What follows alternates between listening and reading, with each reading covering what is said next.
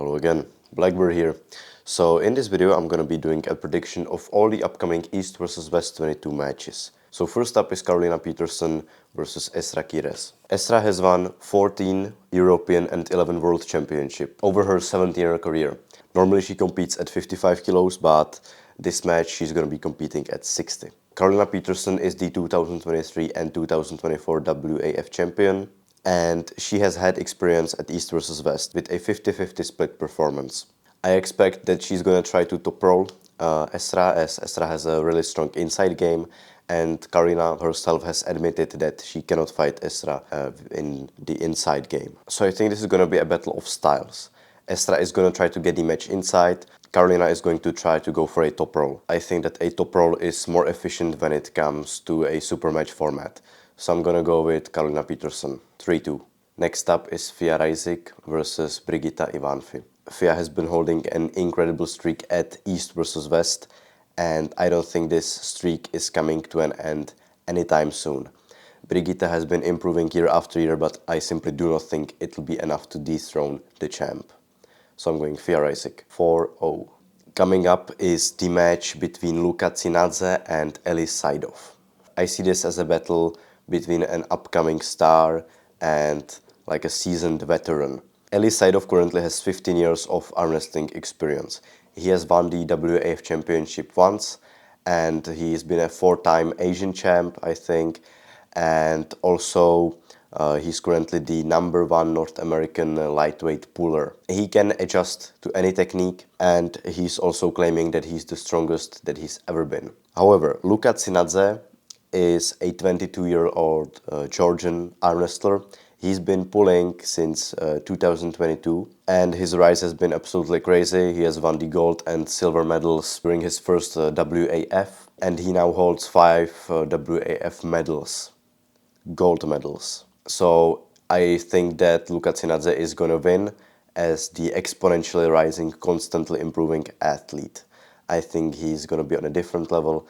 I don't think it's gonna be close. So 3-0 for Luka. Then we've got Komek versus Tarrkhan Muzaffarov. Tarrkhan is making his East versus West debut. He earned his spot by winning the East versus West qualifier after defeating other European and world champion. He is the 2024 European champion, and the only factor I'm seeing with him that is a problem is that he apparently has had a severe illness in the past few weeks, where he lost some weight and also got weaker. Komek is the reigning WAF champion. He has proven himself many times against other elites. Tarrkhan, he beat Tobias Sporong, and that's a very high-level elite athlete. And unless the illness made him severely weaker, I think he's gonna easily take this match. My prediction is gonna be 3-1 for him. Next up is the match between Matt Mask and Davit Arabuli. Matt Mask is claiming that his right arm is feeling amazing right now. He's currently weighing around 112 or 113 kilos, which is the strongest he's ever been at East versus West. For Davit Arabuli, his strongest arm has always been the left, but he says that his right has caught up with his left arm, and it's now on the same level. From what I've seen, Davit Arabuli is mainly an inside puller. He had some matches at East versus West. His wrist got cracked by Chance Shaw.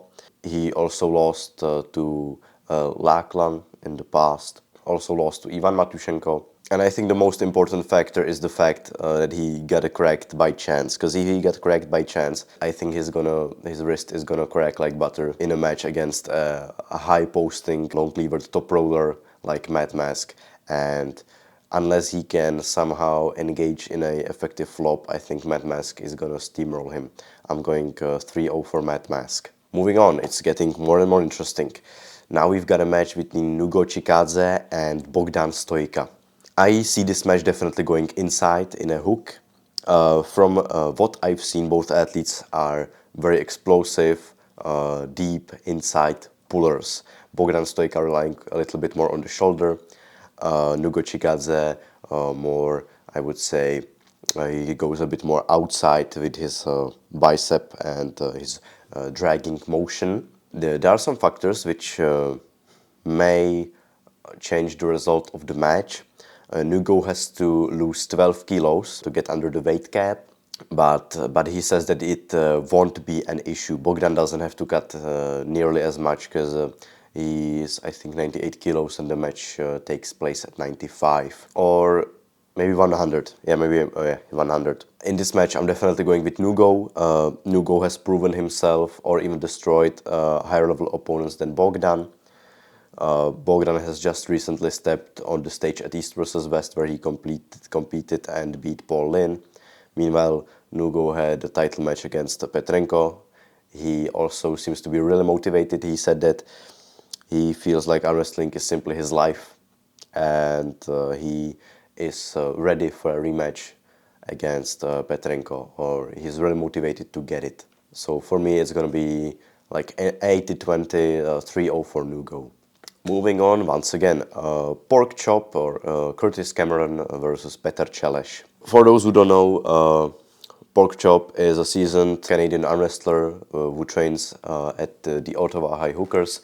I'm pretty sure he's the number 2 in the club behind the one and only Devon. He's apparently feeling the strongest he's ever been or been in a long time, feeling. So would you say you're back to as strong as you were before the injury with Zurab? Oh, I'm way better, way more healthy, way stronger. Had to rehab that much. I can just kind of continue building and building. So I feel great. Yeah. Best I'm going to be.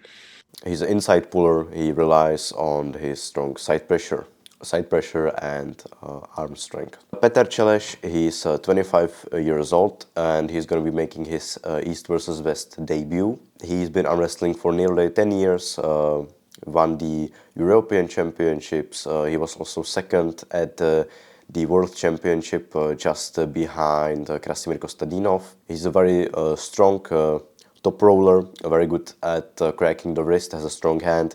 However, his side pressure and arm power may be the issue. He had a match, for example, against Sandris Šedis.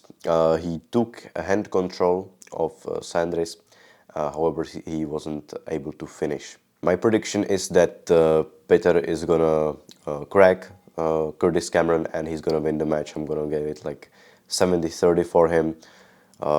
Would say like 3-1, maybe in the first round. He doesn't crack yet, but I think overall, when I think about the whole match, eventually the wrist is gonna crack. Now my most controversial opinion, and that's the match between Vlad the Destroyer and Alexander Teliatnik. So I have a personal experience with Alexander Teliatnik as he has been a long-time member of the arm wrestling club here in Prague, which is where I train. He's the strongest member of our club. He's been the number 1, beating literally everyone in this country. I do think he's the strongest puller of Czechia, even when it comes to the super heavyweights. He's an incredibly strong inside puller. He's had matches, for example, against Kacper Synika, who is the strongest Polish arm wrestler. He had a super match with Kamil Jablonski, beat Kamil Jablonski, and then Teliatnik at 85 beat him. He also beat Otto Saginashvili.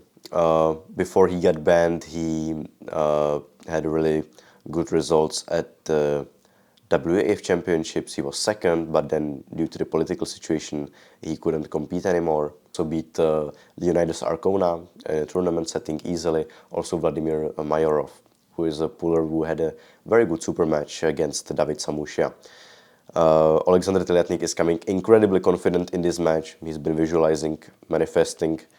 He's ready to take on David Samushia. Vlad, the Destroyer, is also incredibly strong, more of an outside puller. That's definitely his strongest technique. He beat Mindaugas, Yanis Amolins. Overall, both very strong athletes. They both swept the Swiss Open, beat everyone at the East vs West qualifier, and they are going to have a match against each other at 85. In my opinion, I think Alexander Teliatnik is going to take it as he is simply unbelievably strong, and if he gets it inside once, I don't see Vlad being able to do anything. So I'm gonna go Alexander Teliatnik 80-20. I would say probably 3-0, to be honest, probably 3-0. Now, Serhii Kalinichenko versus Yordan Tsonev. I am almost 100% sure this match will take place in a hook. Serhii is returning after a 10-month break. He had a layoff due to an injury on his right arm, but right now he's feeling incredibly good, incredibly confident, as even though his top roll lost some power, he has been able to compensate by getting his inside game completely high up. That's what he says, that his side pressure has increased by incredible 30%, which is unbelievable. And in the past, Serhii had a match against Ivan Matushenko and he managed to hold his own there. I think it was a super impressive performance. And if he is truly 30% stronger in the inside with his side pressure, I don't see Yordan Tsonev doing anything. Yordan Tsonev definitely has great endurance, also a hook puller, he's very, very sticky. Question is whether he can stop the match. I think if he doesn't stop the match, Serhii is gonna steamroll him. And in my opinion, I don't think he is gonna stop it. I'm gonna go 3-0 for Serhii. Now, getting on to the main matches, we've got monster Michael Todd versus Kamil Jablonski once again. These two athletes have pulled once already, and in that match, Michael Todd has won by holding Kamil a little bit, a few millimeters above the pin pad. Kamil tried pressing, but he simply couldn't get through the bone lock of Michael. This time, Kamil is coming in with a whole new game plan. He's planning on doing the same thing that Hermes did, for example, where he's going to try and climb and rise. Also, this was attempted by Gennari. It was attempted by Georgi Zeranov with different degrees of success. Kamil is going to try that as well. He's been working on his top roll, but I am afraid he simply isn't going to be able to outrise Michael. I don't think that a few months of training the top roll is going to beat someone who's been doing it his entire life, even though King's move, I mean, you know, calling it a top roll maybe is a strong word, but still it's an outside game. Michael has been working on his riser, on his pronator. He also knows the pressure. He really wants that match against Levan Saginashvili. He knows that if he wins, he's going to get it. I think Michael is extremely motivated. He absolutely does not want to lose. I'm going to give it to Michael, even though I could imagine it being close and Kamil maybe taking a few rounds. So I would say like 3-1 for Michael, or 3-0. 3-1 or 3-2 for Michael. Now, one of the main matches, Oleg Petrenko versus Todd Hutchings. Todd Hutchings is an arm wrestling veteran. He's 58, I believe now, been arm wrestling for like 23 years. He's been constantly improving, constantly adapting, king of the Todd roll, you know, pulling outside without the wrist, keeping the pronator, even without the wrist. He's been doing amazing, but I think Oleg Petrenko represents a problem for him. And it's the same problem that Evgeny Prudnik represented a few years back. And it's that he's a top roller. That wouldn't be a problem in itself, because Irakli Zerekashvili, of course, is a top roller as well. And Todd Hutchings had no problem with him. But that's because he is a pure top roller. He cares about cracking the wrist, and when he gets the wrist, strong back pressure, he's going to drag you to the pad. But Oleg Petrenko also has strong side pressure. And a side pressure based top roller is where I see Todd's weakness exactly, that Oleg is going to exploit. I'm not sure if Todd can find his lane in that match. I'm not sure if he can stop it, and I personally don't think he will. One of the main problems is that the match takes place at 105, not at 95. So Oleg, as the naturally bigger athlete, is going to have even more of an advantage. If it took place at 95, I may imagine Todd beating him, but at 105, I simply cannot imagine it. I think it's going to go similarly to the match he had with Dave Chaffee, where Dave simply overpowered him with the side. So I'm going to go 4-0 or 4-1 for Oleg Petrenko. Now, when it comes to the match between Devon and Vitaly Letin, I also made a better, more accurate description. If you want to watch it, again, it's in the description. And the way I see this match taking place is that Vitaly Letin is going to drive to the side. However, he's going to lose the wrist. But even without the wrist, I see that it's very likely he's going to still press through the arm of Devon Larratt, because that's the main weakness Devon has. Devon has a very strong hand, very strong rise, pronator, but he has a very weak arm on the left, since he hasn't been training it for like 6 years. That's the main difference between his left and his right arm, because of the pumpkin arm training. And That's what I see. Vitaly is going to drive, lose the wrist, and now there's going to be the question. Does he get pinned, or does he stop it with like a king's move, or does he keep his arm angle closer? I personally see Vitaly driving multiple times through the arm of Devon Larratt. However, over the rounds, I can see Devon Larratt constantly improving with every round, up, higher, higher. And in the end, as a Devon Larratt fanboy, I just cannot help myself. I think that if you are not Levan Saginashvili, Devon is going to find a hole in your game. He's going to somehow go through you. And that's what I think is going to happen in the end. I think he's going to win it in an absolute war. Barely.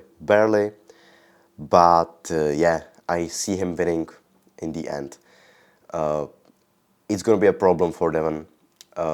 Definitely his most difficult match